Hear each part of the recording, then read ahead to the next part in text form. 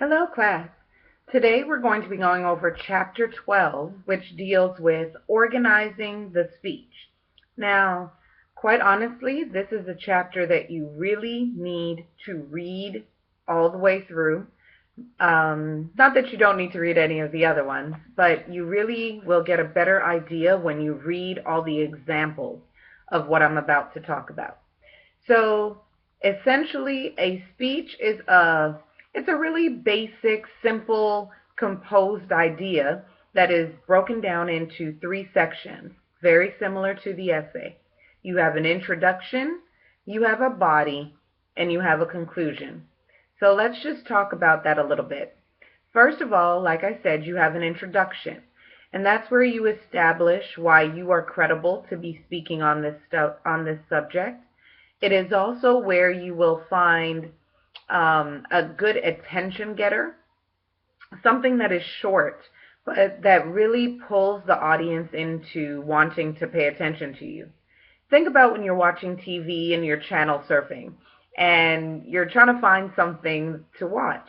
Well, you don't sit there and watch the whole show if it doesn't catch you within the first couple of seconds. So you always want to have, a joke or questions that you ask the audience, a story. Could be many different things, but you want to have something that pulls the audience into your topic in the introduction. And then you have your thesis statement, which is just one simple statement that tells us exactly what you're going to talk about. And then a preview statement, which basically tells the audience, this is what I'm about to say. So this is going to be my first main point, my second main point, and my third main point. All right, so that's your introduction. Then you get to the body part of your speech, and in the body, you are basically going over the main points of your speech. Now, your main points should be a short declarative sentence. That means I should be able to remember your main points by the time you are finished giving the speech.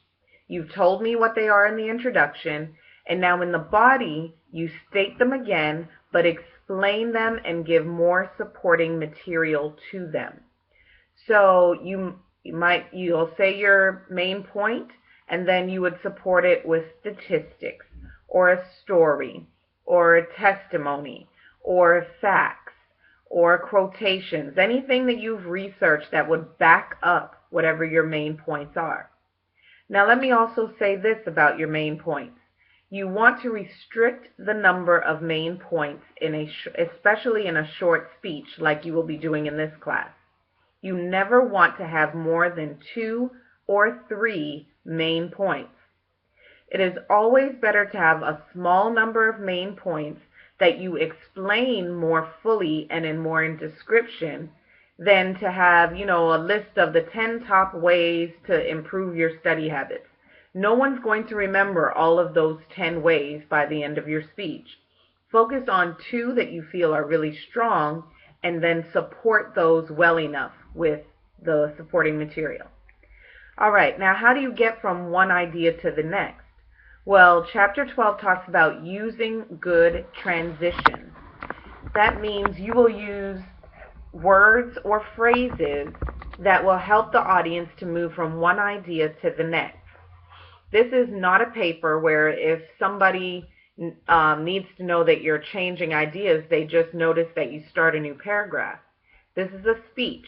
They don't see anything written down. So you have to cue the audience verbally that you are moving from one idea to the next, and that's through the use of transitions. So you might say after main point 1, another important thing for you to remember is, or let's talk about the other way that we can do this. Okay? But you have to transition. You have to move them from one idea to the next.